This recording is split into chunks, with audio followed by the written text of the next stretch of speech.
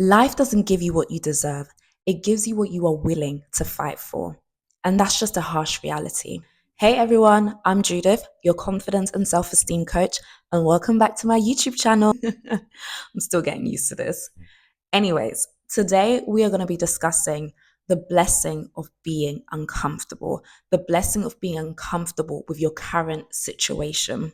So recently, I've been reflecting on my journey to reclaiming my confidence, and I've been on this journey for the last 5 or so years. And one of the things that I've been thinking about is what actually led me to taking action.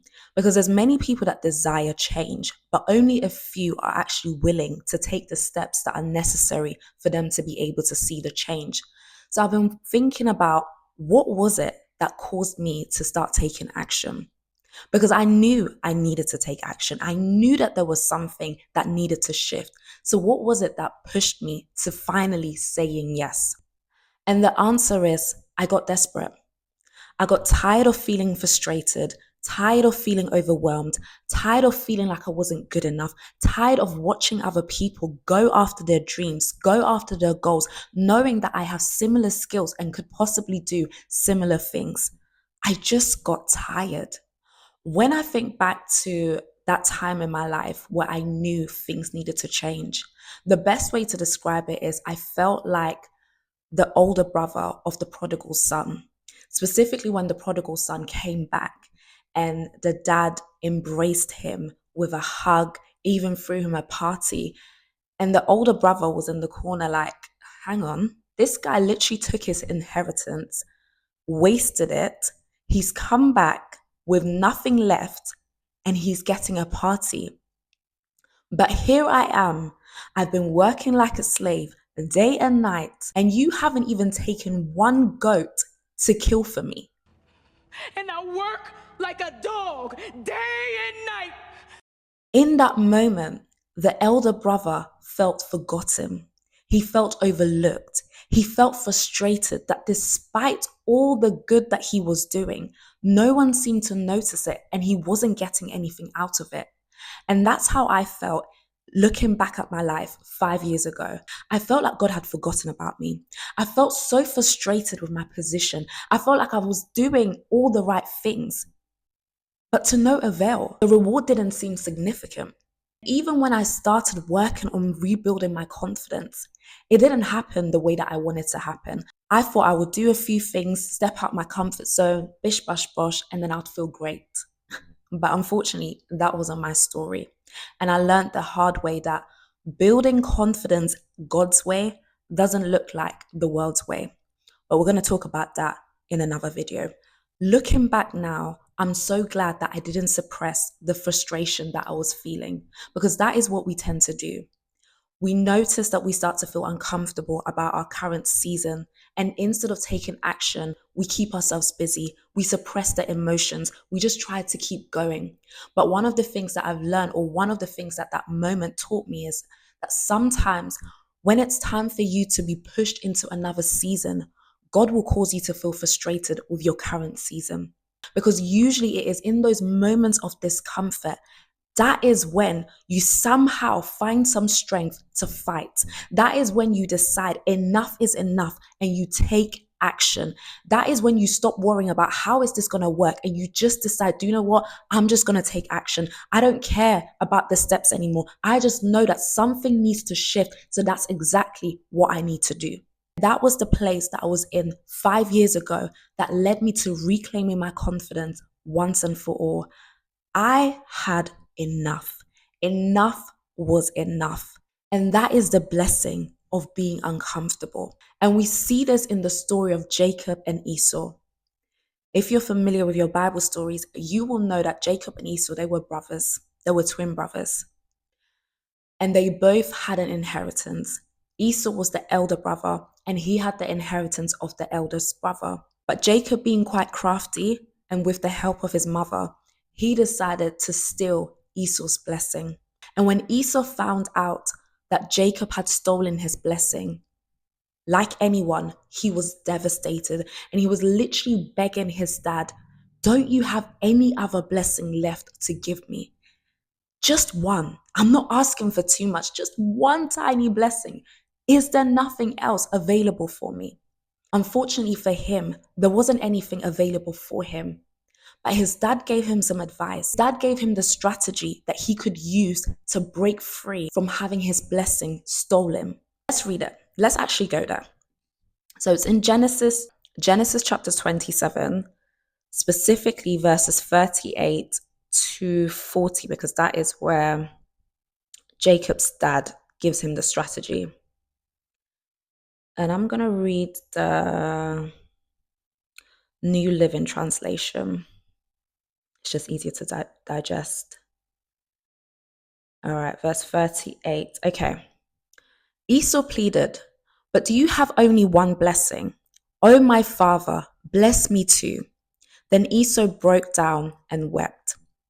Finally, his father Isaac said to him, "You will live away from the richness of the earth and away from the dew of the heaven above. You will live by your sword and you will serve your brother.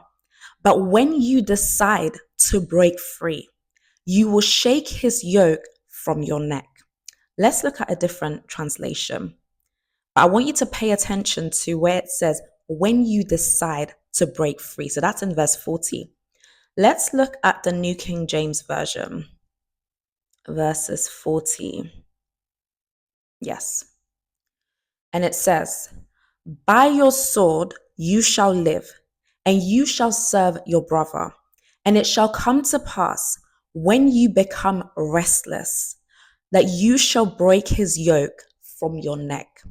So the strategy was that if Esau wanted to experience the blessing, he needed to get to a place of becoming restless. He needed to get to a place of becoming uncomfortable. He needed to get to a place of becoming so frustrated, because until he gets to that place and decides that enough is enough, he cannot break free from the yoke of his brother. And what was Esau's response? Let's go to chapter 33. So at this point now, Jacob and Esau, so after that whole scenario, Esau left, Jacob also left. They went and lived their lives separately. But then in verses 33, they reunite. At this point, God had blessed Jacob. Jacob was a wealthy man. He was married, he had 2 wives, he had children, he had a lot of livestock. He was a wealthy man. But he still felt guilty about the way that he took his brother's blessing. So he decided to go and meet up with his brother, but he didn't want to meet his brother empty-handed. So he took some gifts to him. Now let's see how Esau responded when he saw the gifts. So Genesis 33 verses 8 to 9. I'm reading the New King James Version, by the way. "Then Esau said, 'What do you mean by all this company which I met?' And he said, 'These are to find favor in the sight of my Lord.'" So Esau is asking, who are all these people? What are all these gifts? What is all of this? And Jacob is basically saying that I bought you this to find favor in your eyes, because in his mind, he probably thinks that Esau is still angry with him.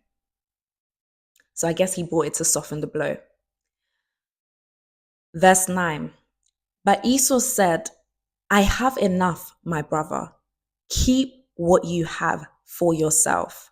And he absolutely had more than enough, because if we look at verses 1, it says, "Now Jacob lifted his eyes and looked, and there Esau was coming, and with him were 400 men." So Esau absolutely had more than enough.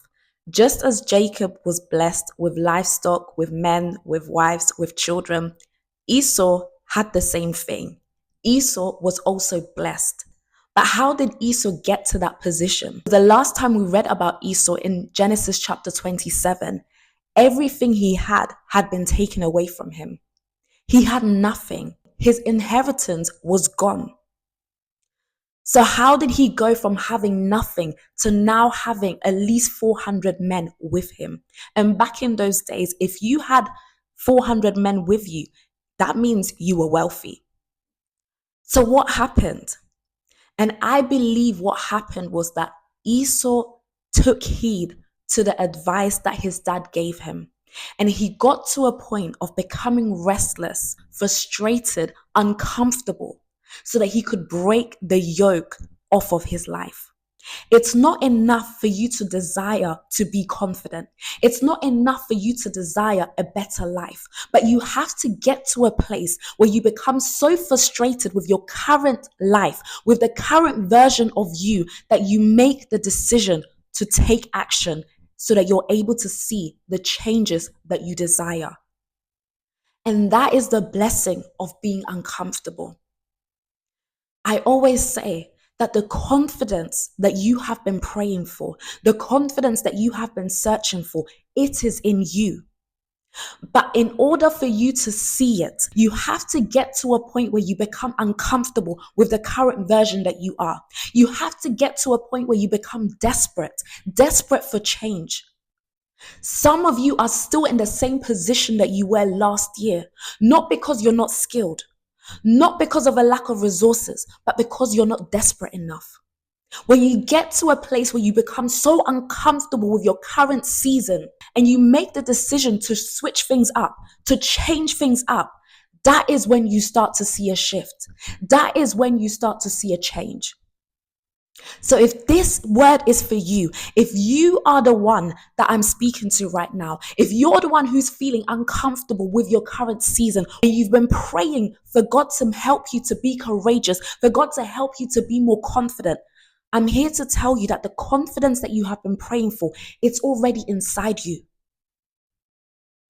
But are you ready to fight to bring it out? If you enjoyed this video, don't forget to comment, like, and subscribe so that you can stay up to date for all the content on building lasting confidence.